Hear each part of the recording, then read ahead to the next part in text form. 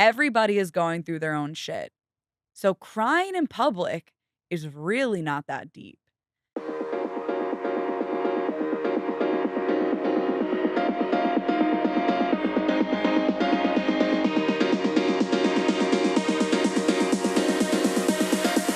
Wait, it's not that deep.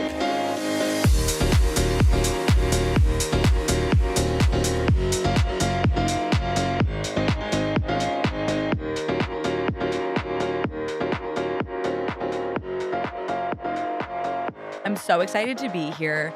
Although I just realized that sometimes I feel that when I wear a belt in this sort of outfit, I feel like Agatha Trunchbull from Matilda.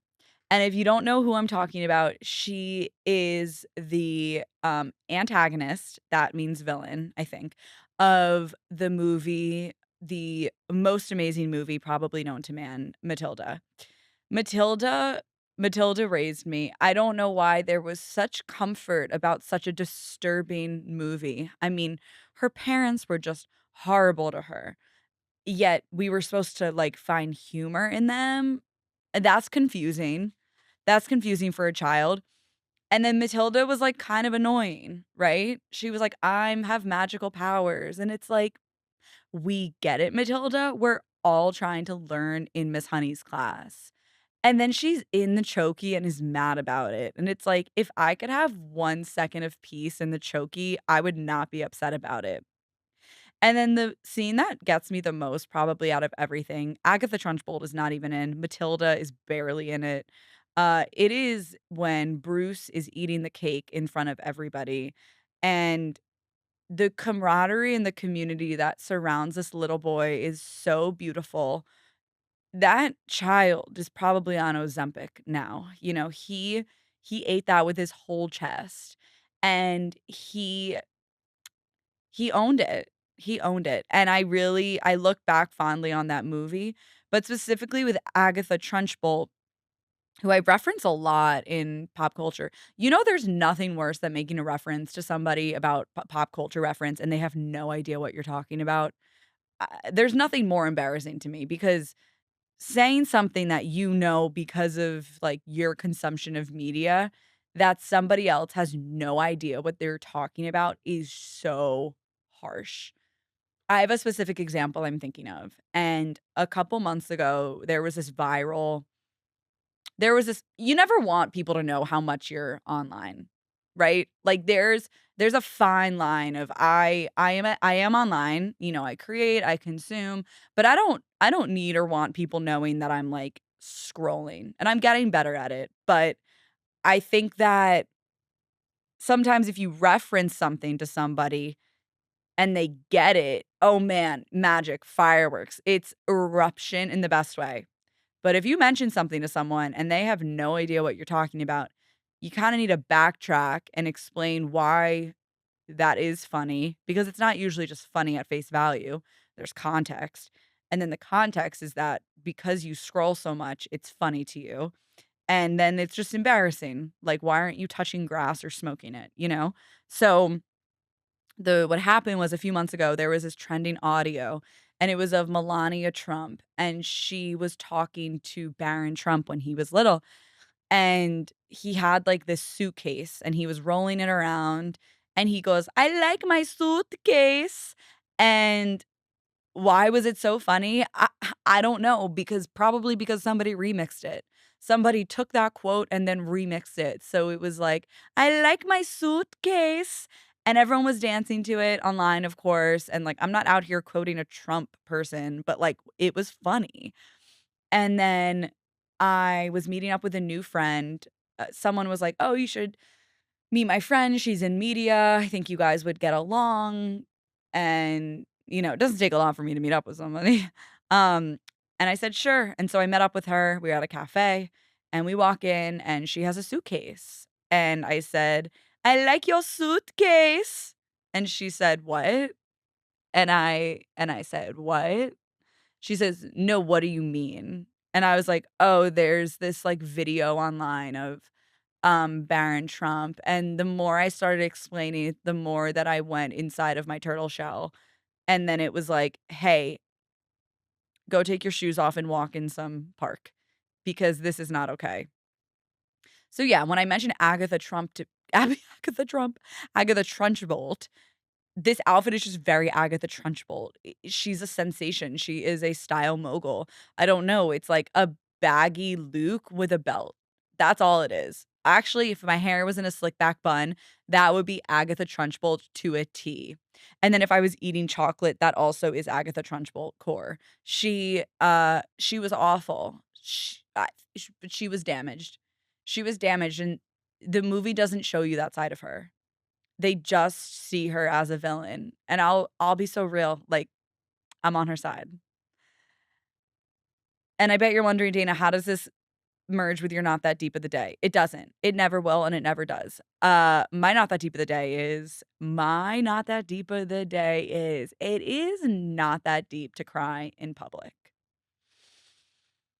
Now, who's ever listening, thank you. Thank you so much for listening. But who's ever listening, when is the last time that you cried? And I don't mean like a tear is coming down your little sweet cheek. I mean cry. Okay, you have it? Now, when's last time you cried in public?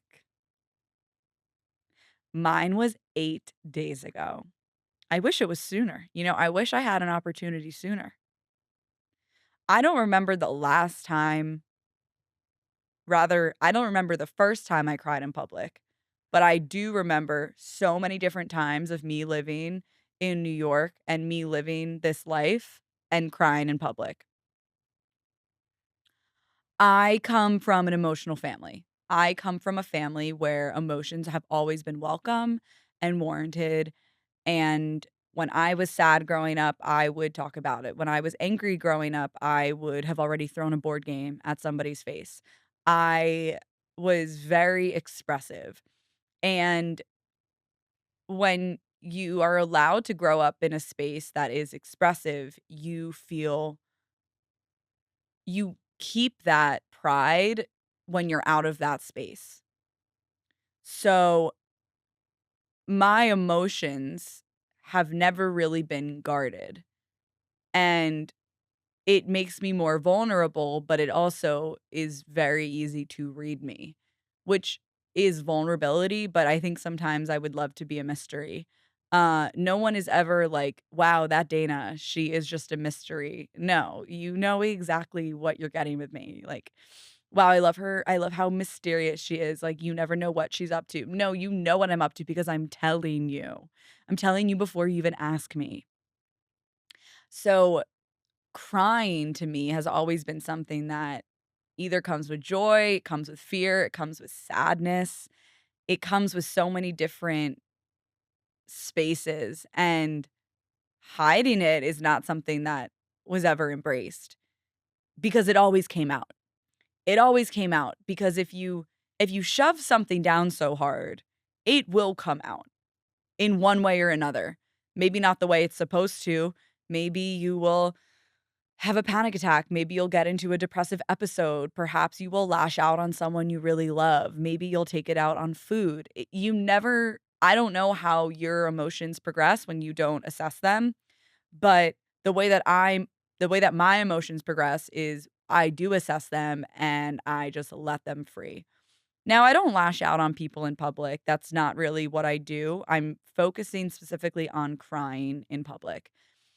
And that is to say, I did used to throw board games at, like, my sister if I would lose, and I think that's just me being devoted to the game and to the craft, but there also probably was a deeper, like, "Hey, hey, I think something's up."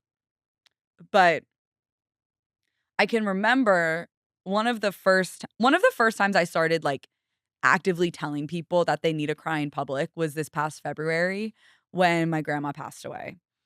My grandma Claire was sick for a bit, and she really wanted to die.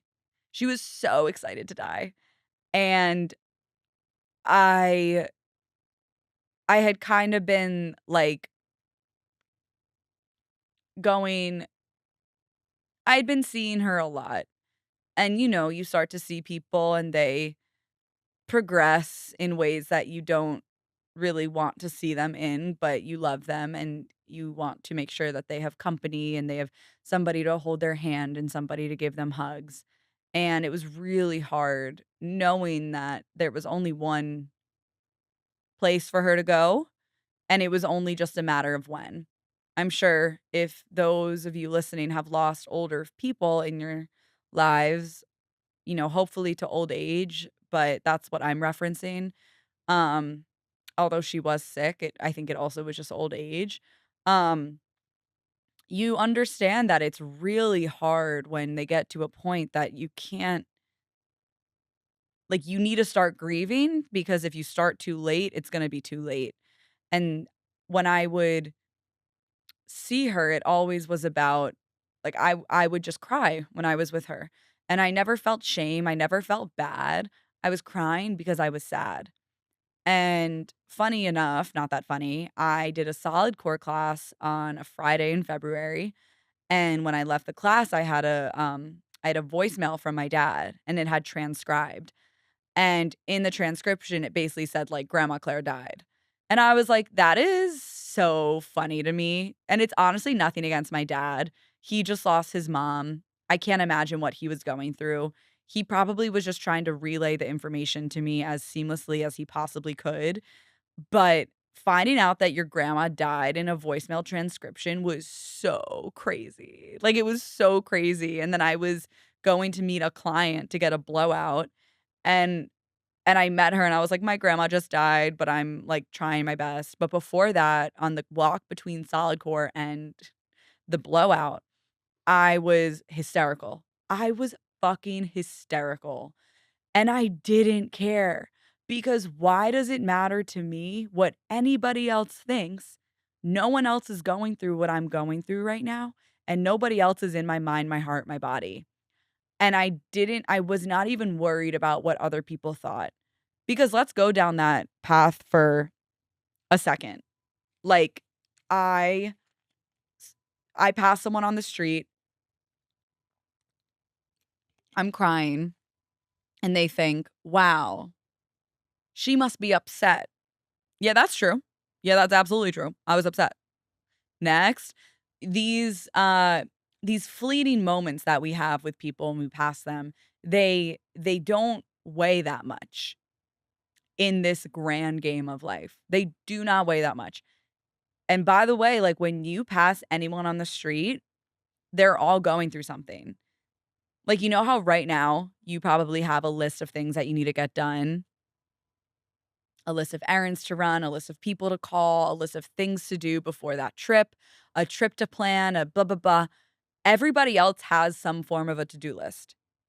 Every single person that you see, the person that is walking way too slow in front of you, the person that is making annoying noises on the bus, the, coworker that sits next to you that's kinda quiet. Everybody is going through their own shit. So crying in public is really not that deep. There's also something severely therapeutic about crying in public, because it is, like, allowing yourself to do something that is typically done in private in public. And it if you feel any shame around showing emotion, I would encourage you to cry in public, because it is so freeing. I I think to be able to just there's something magical about New York also. I think it's a New York thing as well. Like, I love crying in a car. Crying in a car is really fun because you could put on music, you could blast music, but, like, crying in New York is hits so different. 'Cause you're walking and you're seeing these skies full of buildings and parks full of people and animals and so much movement, so much commotion, yet you are so in your own head about what's making you cry. And I've stopped people before that are crying on the street, and I just say, "Hi, I'm just making sure everything's okay." And they'll say, "Yeah, yeah, yeah, thank you." It's happened twice. It's always women. I think that to know that, like, I see you and that I hope you're okay, I think that's, like, a nice thing to do. But I would encourage you to do it for yourself because it feels really good. Emotions are beautiful, and I don't I don't relate to everybody who maybe grew up in homes that emotions were to be pushed down and you weren't supposed to talk about them, and you always put on a brave face. Why would you put on a brave face? Why would you put on a brave face if you don't feel brave? These moments that we are vulnerable, that we are able to, like, dig down into what makes us human is what connects us all. I know that that's not common for a lot of people, but I would encourage you just to, like, try it because what you share with people is so freeing. I mean, I keep saying the word freeing, it is freeing. My other grandma, my Grammy right now, is in she broke her hip about, like, 3 weeks ago, and she fell, and she was living alone, she was so independent, and she fell and broke her hip, and she's 91 years old. And as I mentioned earlier, I lost my other grandma in February. And so my experience with grief and my experience with emotions is always evolving, but it's really like hitting hard this year.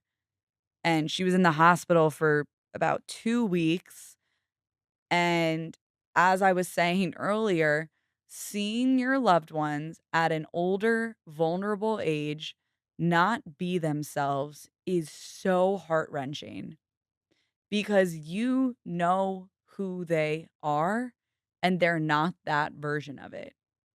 And I think what's even sadder than that is recognizing that they know who they were, and they recognize that's not who they are.